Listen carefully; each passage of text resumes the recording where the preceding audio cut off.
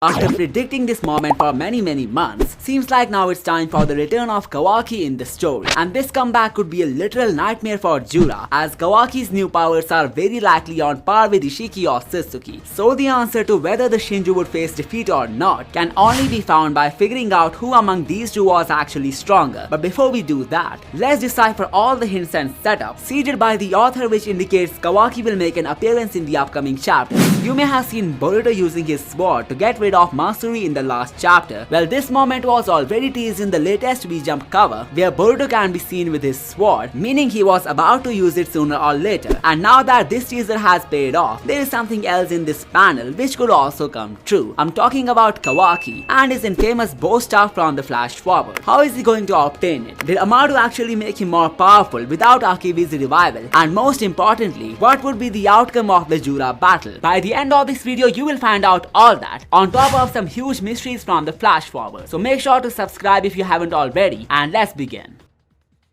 One of the leading reasons for me to believe that Kawaki's time to shine in the manga has arrived has something to do with the volume covers of Two Blue Vortex. So far we have got to see Boruto, Sarada and Himawari dominating these cover pages. The first volume has Boruto as the cover, which corresponds to his endeavor of saving the world from the ongoing and future threats. He was the focal point in almost every chapter of this volume, which is why it has been titled after him as well. The second volume has Sarada on the cover, with the title being The Whereabouts of the Sun. Judging by this and the events that went into this volume, don't you think it would have made more sense for Mitsuki to conquer the cover this time? Well, the only reason behind Sarada to appear on this volume cover is directly related to her pivotal moment with Boruto, which took place at the end of chapter 6 when she embraced him with open arms.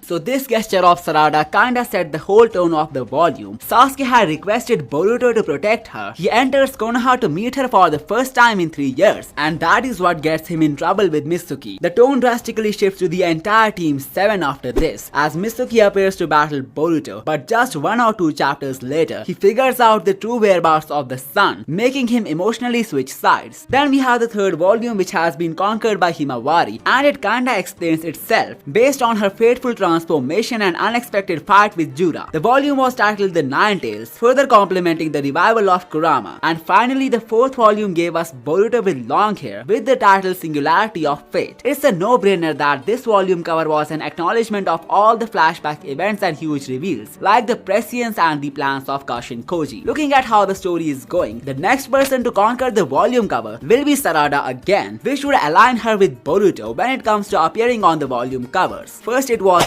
Volume 1 and 2 when she was placed right after Boruto, and now it will be after Volume 4 as she is again going to be placed right next to Boruto. Now the question remains, what about Volume 6?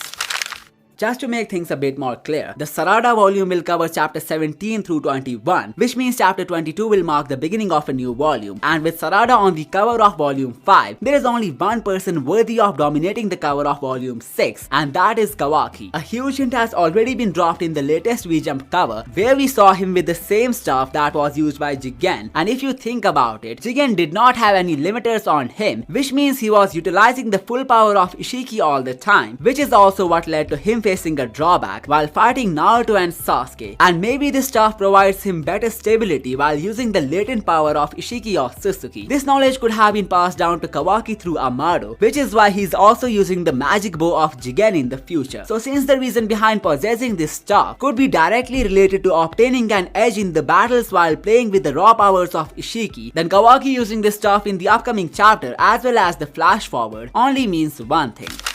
Amado somehow agreed to deactivate his limiters to make him strong enough to face an overpowered enemy like Jura, and this actually makes perfect sense when you look at the other variables. Boruto informed Kawaki about the limiters in chapter 17, which is what led to a butterfly effect of him interrogating Amado just to get access to his full powers. And now a situation has erupted where Boruto is destined to die, with literally every possible outcome leading to his death in the current scenario. But as we have the prologue to disprove this prophecy, we know for a fact that he would somehow get out of this situation, and the question remains, how exactly? Well, this is where the setup of chapter 17 would play out. Kawaki would come to his rescue with his brand new attack mode just to make Jura have a taste of his own medicine.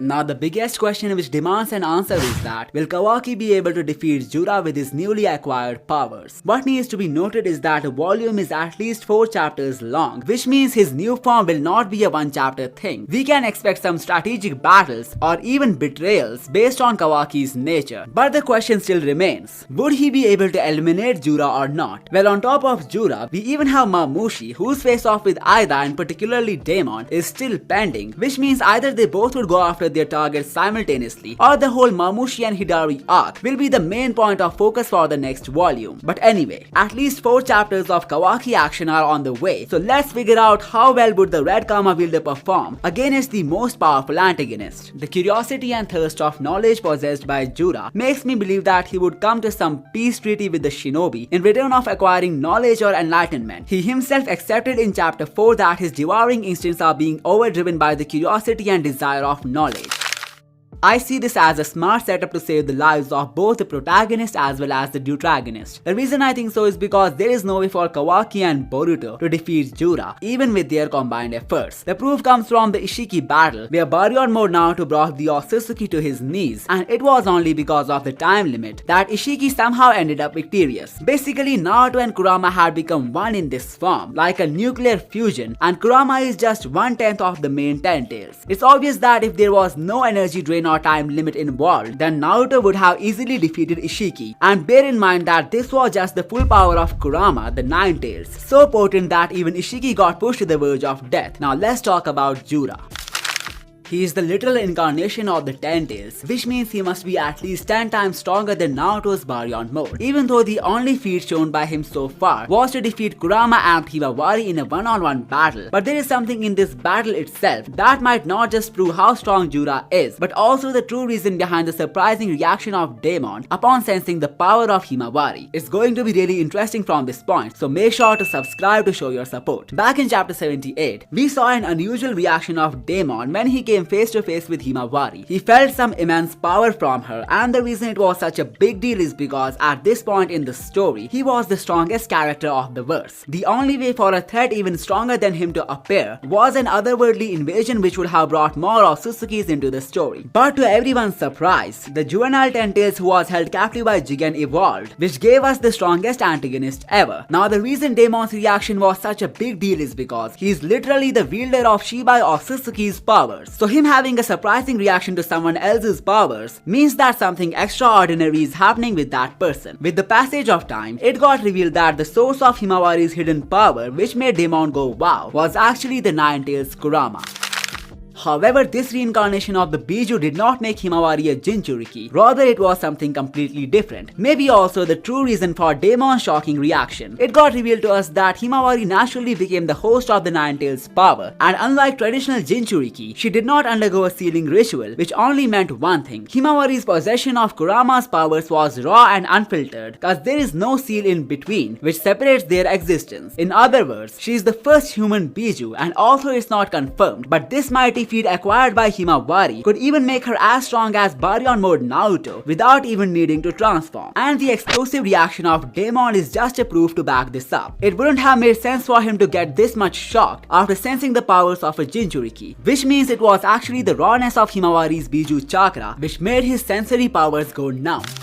So there we have the point proven. Kawaki, even without his limiters, stands no chance against Jura, while Boruto believes they can launch a coordinated attack on the Shinju to somehow defeat him. That's actually pretty unrealistic, simply because there was almost no time when Boruto and Kawaki together fought a foe. This means their coordination would be too off, and compound that with the personal grudges of Kawaki. This simply means that a battle strategy to defeat an enemy like Jura is useless, since Kawaki would likely feel like he can take matters on his own hands. But based on Jura's power level, there is literally no way for him to go down so easily. So since the stakes are so high, what exactly would lead to Jura's elimination from the story?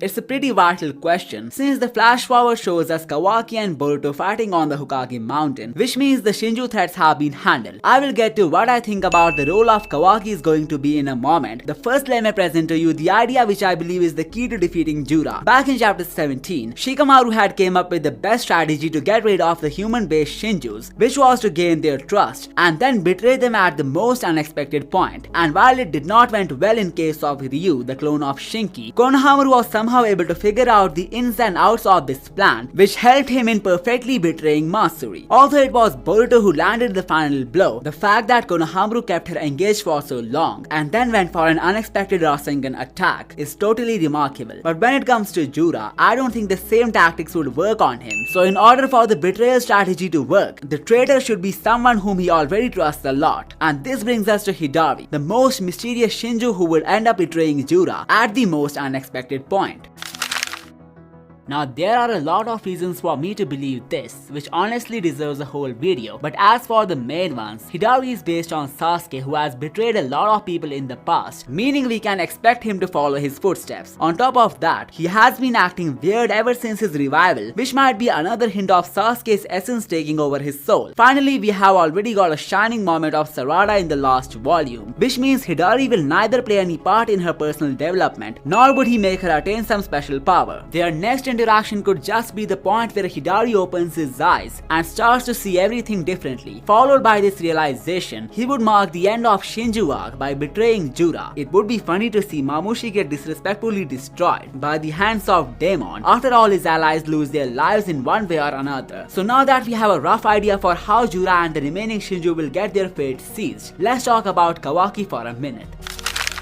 I don't know if you guys have realized this or not, but behind the awakening of Kawaki's most strongest form, there was a deal put forward by Amado. It was to revive his daughter Akebi by using the Kama, which holds her DNA in cryptic form, a miracle unique to the domain of gods, something that would break the chains of fate just to reunite a father with his lost daughter. But behind this fateful reunion, there lies a buried tale which would explain why Kawaki becomes the biggest shinobi hater in the future. Akebi Sanzu could actually be the mother of Kawaki, who lost her life after some shinobi conflict when Kawaki was just a toddler. Her death not only made Amado go crazy, but also her husband Kokatsu, who was once renowned as a gallant shinobi. What do you think made him go from a brave ninja to a broken drunkard? Well, it was the tragedy of his beloved wife, and due to this unfortunate twist in his life, Kawaki became the subject of his post-traumatic reactions. So the entire Kawaki saga was a master plan of Amado from the beginning. He deliberately made Jigen cross paths with Kawaki, who was actually his grandson. Followed by this, he planned the entire defeat of Ishhiki and even witnessed omnipotence by his own eyes, thanks to the surveillance cams in Kawaki's eyes. Just like in most shonen stories, the reveal of such unexpected relations between unrelated characters is not a surprise at all, and wait till you find out how all of it leads to the end of the shinobi age from episode 1, a variable that even Kashin Koji has missed. The theory actually goes even more crazier, and you can click on the right video to find out how, so make sure to do that right now, and I will see you next time.